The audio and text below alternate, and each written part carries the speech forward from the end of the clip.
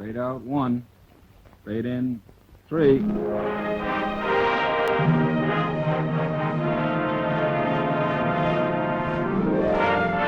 Pizza Flicks Television Division presents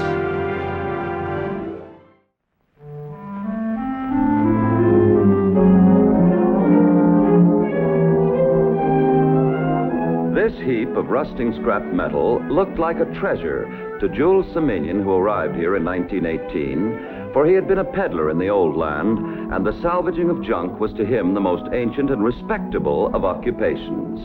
The brass bed might qualify as junk, but when his first employer bestowed it upon him, to Jules it seemed beyond belief that he might have it.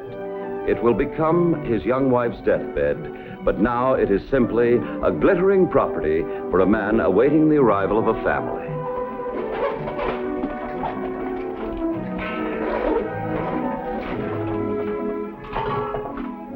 This is a fine house you have given us for no rent, Mr. Constantine.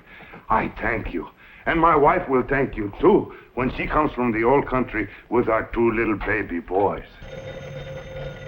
Excuse. Jay Armenian talking. Yes, I will look at this stuff. No. You bring this stuff over to our yard. It's my pleasure. Well, I thank you very much. Hey, goodbye. My cousin, it is not our junkyard, it is my junkyard. Oh, aren't they unbelievable? The Encyclopedia Britannica. And what a bargain. I got the whole bunch for only $1. My sons will learn all that is printed here. 100% of the knowledge of the world. 90%. 90? Volumes 8 and 14 are missing. 2? Are you sure? Certainly I am sure. I can read.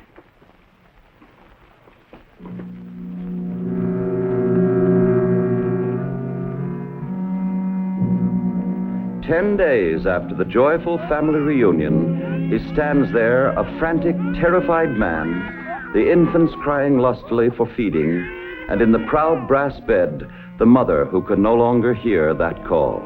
Are they not wonderful babies? See how they stop crying so they will not disturb their mama. Just think how smart they are.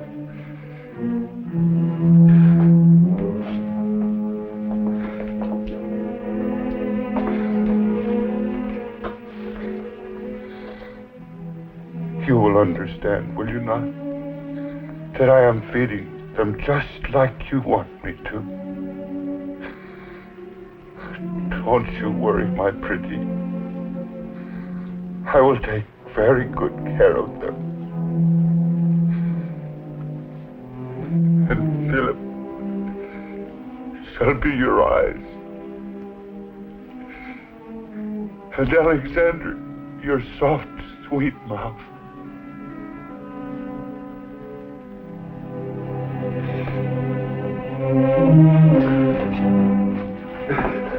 Mr. Constantine, will you, in the name of God, come and awaken her?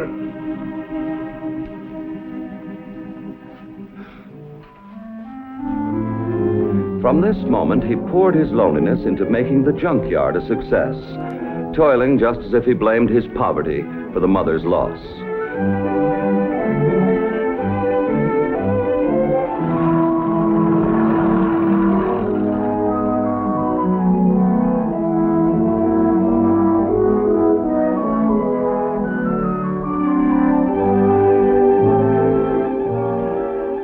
But the startled Mr. Constantine began to recognize he'd found his master in the arts of converting junk to gold. So the bank account grew, and yet it remained his chief delight to prepare the children's food and fill the mother's role, perhaps his loving era of ownership beginning then. But to Philip there and Alex, these were the happiest times together.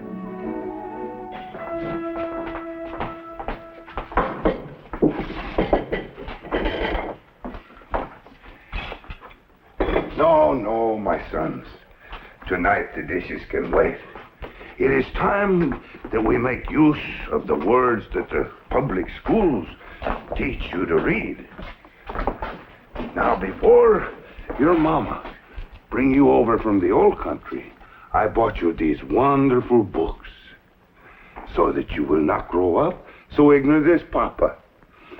You will take turns reading them until you have learned the knowledge of the world. All but a little 10%. The Encyclopedia Britannica, a dictionary of arts, sciences, literature, and general information. Jackson, Andrew, 7th President of the United States. Protoplasm, the name given to a substance composing traffic, the capital of a department of the same name. He was fond of saying that when a man spends next to nothing, he can afford to be rich. What he really meant was that for the boys, he would always afford. What he really meant was that for the boys, he would always afford nothing but the best. And a fashionable academy was his first surprise. Well, here we are. Now, instead of foreign accents and junk, a military academy with uniforms and riding horses and table manners. But, Father, why do we have to leave home? Oh, you must understand, my little boys. A junkyard is good enough for Papa, but not for you. In the academy here, you will be educated. You will live like princes. You will be Americans. How do you do? I'm Major Bowles. I hope you found everything satisfactory. Oh, J. Saminian. And these are my two wonderful little boys whom you will educate. Oh, I brought their tuition. $1,000. The two small Semenians drilled earnestly on the parade ground, and they plugged away at class for honors, not knowing they shared their father's drive to find success. And now the final freshman class awards for scholarship in English literature and Latin go to cadets Alexander and Philip Semenian. Bravo! Bravo!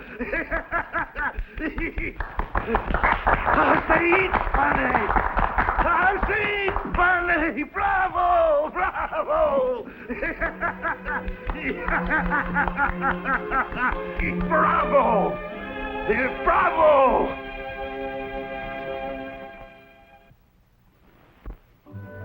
J. Semenian, highest prices paid, you call, we haul. J. Semenian now at 3 locations. The Golden Junkman, unbelievable but true.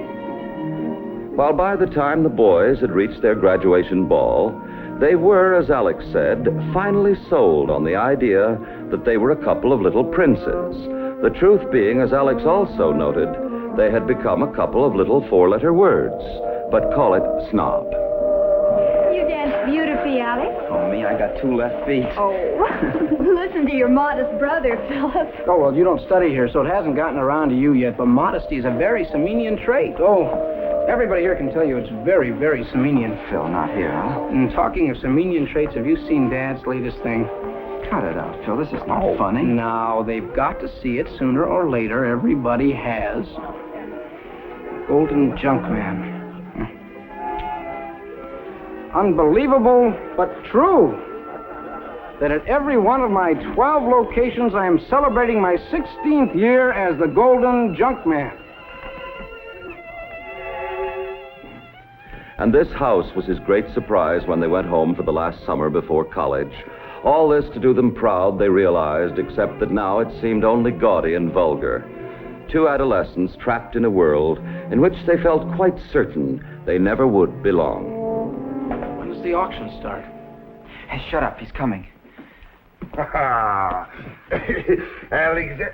Alexander and Philip Semenian. J. Semenian talking.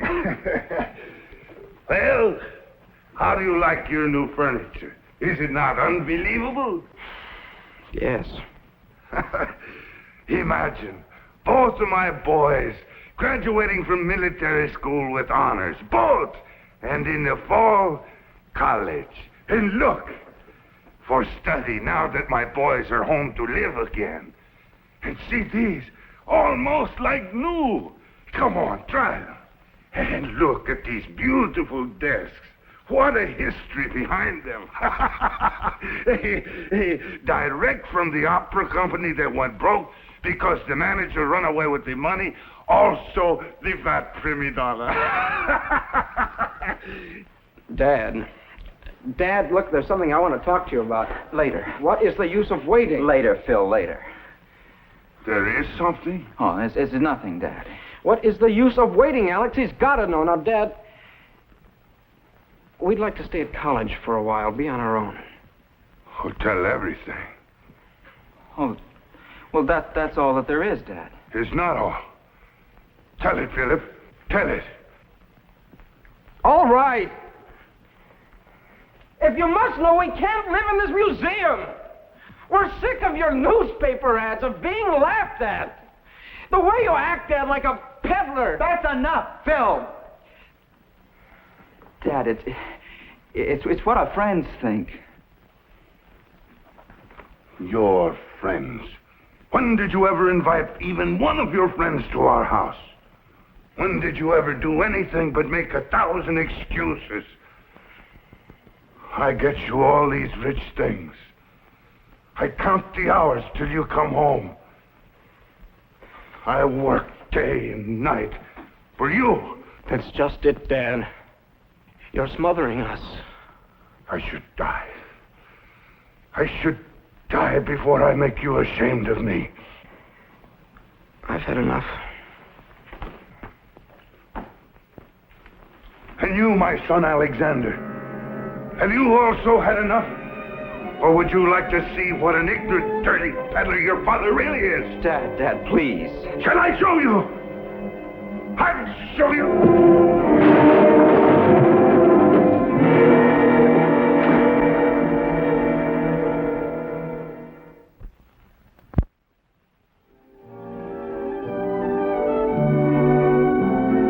As Alex remembered it, the chief reason they went off to State University was just because Father had considered Colton College the more exclusive, plugging at the homework hard as ever, finding it good standing alone and all that, not finding it so good when they thought of the bitter look in their father's eyes.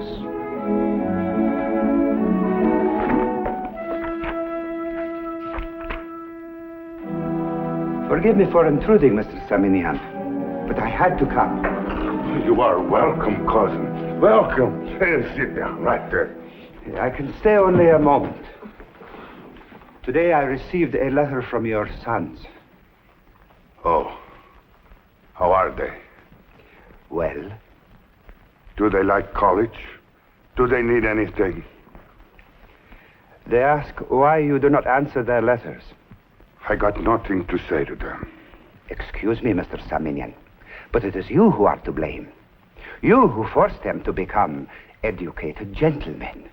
While I remained an ignorant peddler, because of my ambition for them, there has come this great ditch between us.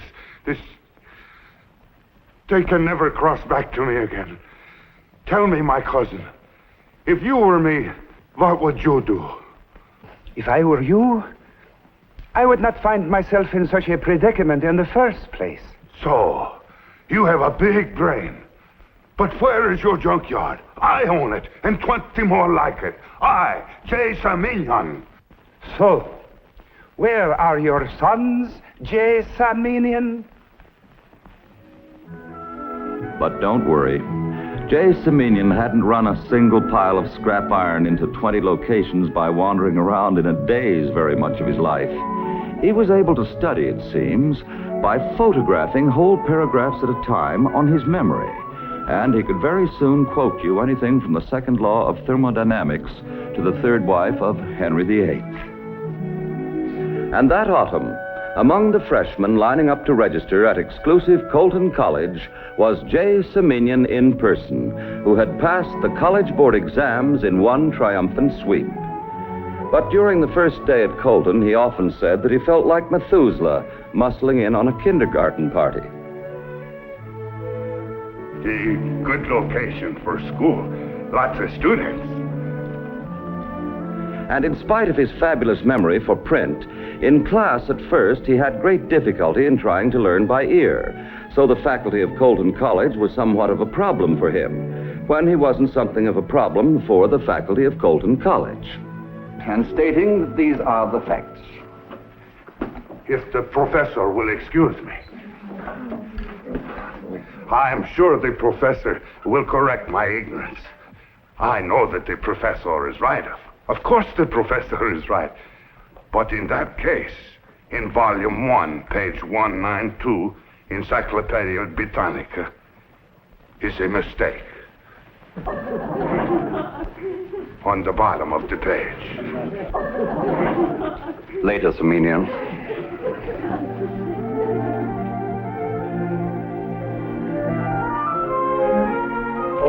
Semenian, I should like a word with you before you go. Class dismissed.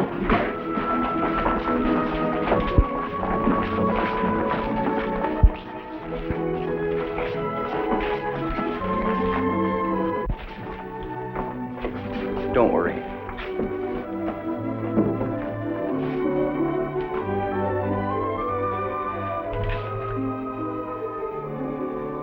Professor Scott, I am very sorry. I apologize. A student should not correct his professor in class. Can you hear anything? I wonder what's going to happen to the poor guy. I told him to stop correcting the professors. I told him he'd get into trouble.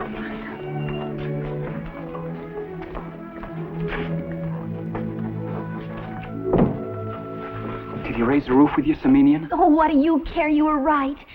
I think he was mean to bawl you out. What happened? He told me they promote me to sophomore. Already?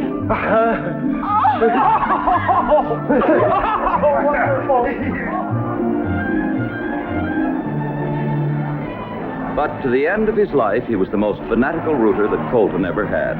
At the annual big game with State, he would shake the stands shouting that Colton players were gentlemen of honor and the State team was beyond contempt. Juul's word, in his old-fashioned slang, being that they were no good bozos. All right, ready? 1, 2, 3, down! Ready? 1, 2, 3, up! Comedian!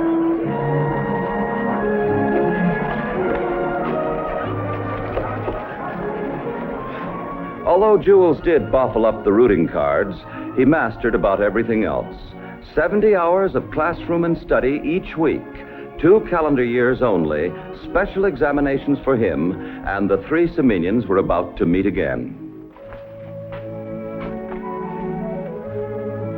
Well, what's wrong, Semenian? I am finished, Professor. Oh, but you have 2 hours yet. I know, but I am finished. Well, but don't you want to use the time to check your answers? Excuse me, Professor, but I think they are right. Yes. Yes, I imagine they are. And up at State, 2 juniors received a visit from Mr. Constantine, now in his most solemn way, stage managing the final act of an original J. Semenian production. Mr. Constantine! Hi, Mr. Constantine. Why didn't you tell us you were coming down? Hello, boys. Say, nothing's wrong with Dad, is there? Oh, no. I just left him. Well, he's back. Is he all right? You would not recognize him. I come because I want you to do something for me. And no questions asked, no explanations, yes? Yes, if you like. I want you should come with me tomorrow night. Well, what do we... No questions, please. A favor I ask. Well, sure, of course. I pick you up at 6 tomorrow night. At 6? Tomorrow night. Okay, Mr. Constantine. I telephone you before I come. Okay, goodbye. Could it be something to do with Dad, Phil? Well, I don't know. I hope he's all right. It's been 2 years since we've seen him. Yeah, well, I miss the old guy, too. Visitors from state moving through the shadows toward the faculty club of Colton, and inside a dean saying astounding things about a father, a special ceremony to present him with a diploma, students and pretty co-eds sitting there like old friends, and the two young Semenians not looking at each other and hiding a little terror as to what a father might say, forgetting for this moment that it was only their achievements that had ever brought from him the too loud and too noisy shout of triumph.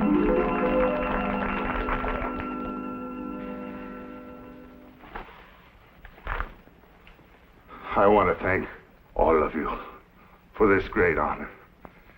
And I especially want to thank my professors who put up with a comical student who came into their classrooms with an encyclopedia in their head.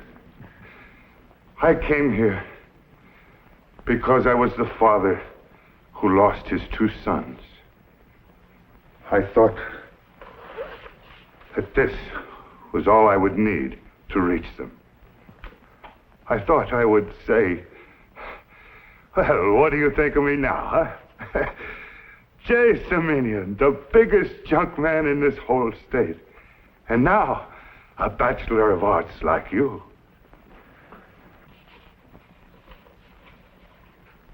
But I was wrong. You showed me. You took me into your hearts and gave me a part in your world. Your young world. You helped me to understand my 2 sons. If I can reach them, it's because of you. And now you must excuse a very middle-aged fellow student for thinking that you're much too young to know how beautiful you are. And as for my 2 boys, who are sometimes troubled about their father making a fool of himself, I say this. I wouldn't let a couple of bozos from another school lick me.